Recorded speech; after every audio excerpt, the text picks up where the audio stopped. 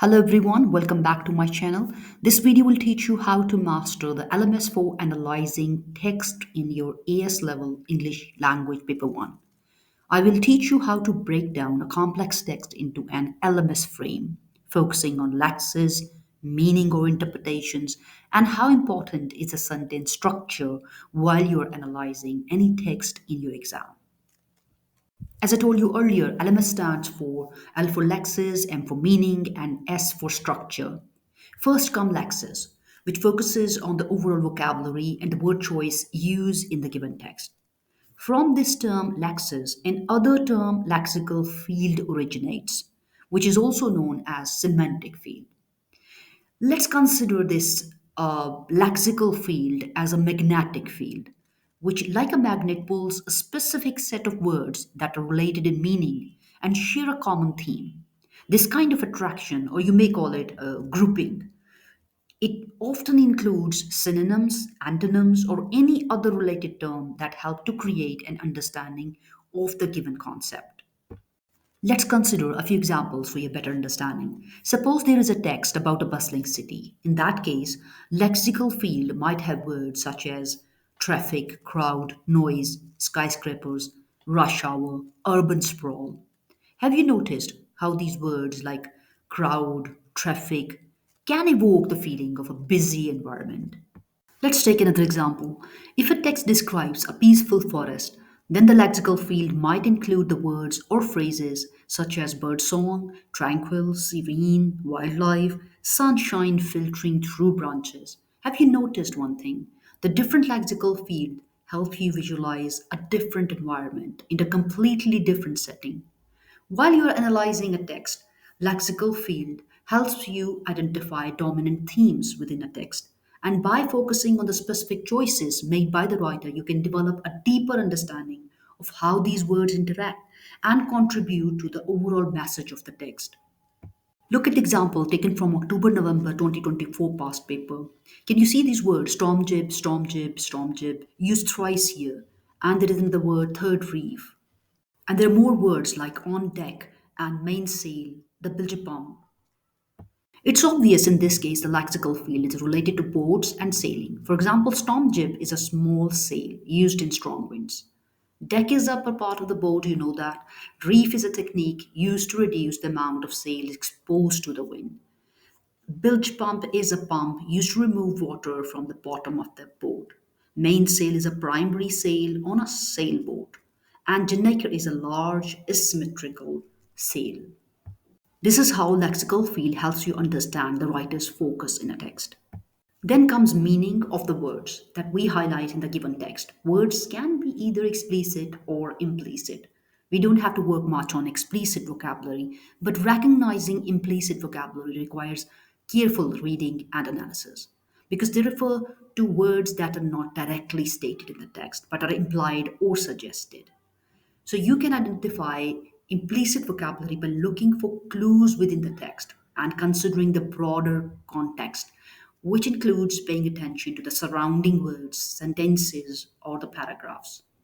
Look at the example from the same text. Yesterday evening, it became evident that there was a storm brewing to the west that was going to hit us hard again.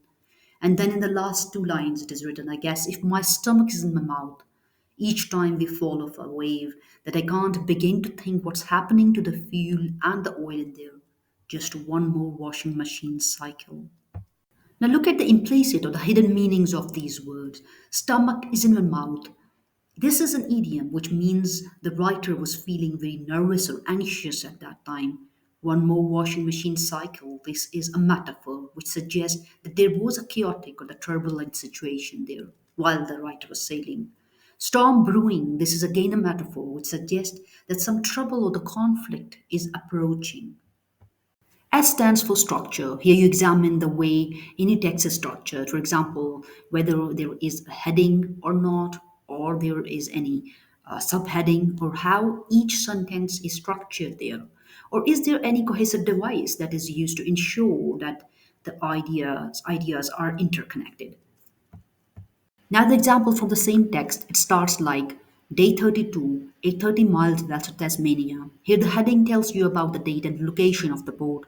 Now look at the opening paragraph. Sitting here at the chart table, soaked again, already changed clothes twice in the past. I typed this. He stopped for the third time. Yesterday winds much lighter than predicted. Yesterday evening. Now the sea is pretty damn bad. Waves breaking all over the place. It seems gigantic. Here, the opening paragraph starting with the present situation and then reflecting on what has happened before returning to the present. Now look at the second line here. Thank goodness for array the air cooled generator. As I type this, he stopped for the third time in 20 minutes. By giving a gender and a name to this generator, the writer has developed a more personal relationship with this machine. And look at this affectionate tone used to describe the generator. Thank goodness for array. And this kind of personification also helps to highlight how important is the generator to the sailors' well-being and survival. So we can say that this generator is considered as a companion here. Now look at the ellipses used in this text. It indicates several things. For example, sitting here at the chart table soaked again, ellipses, it indicates that the writer is intentionally omitting words or phrases that are not needed to the meaning of the sentence. And then the writer says, thank goodness for array, and it ends with ellipses again. And this time it indicates a pause in the writer's thought process. It can be possible that the writer is creating tension or suspense here. Then it's written as being an other very hard slog.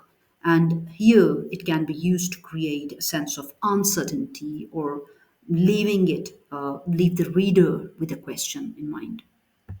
Now look at the way the dashes are used here in this text. In the sentence, thank goodness for array and the air cooled generator, here the dash is used to set off a parenthetical phrase. It means providing some additional information here. And in the sentence, yesterday evening, it became evident means here the storm brewing to the west that was going to hit us hard again. In these sentences, here the dash is used to emphasize a contrast between the anticipated storm and the actual severity of the storm. And overall, the use of ellipses and dashes in this text is to create a diary like nature of this text, helping to convey the writer's emotional state to the readers.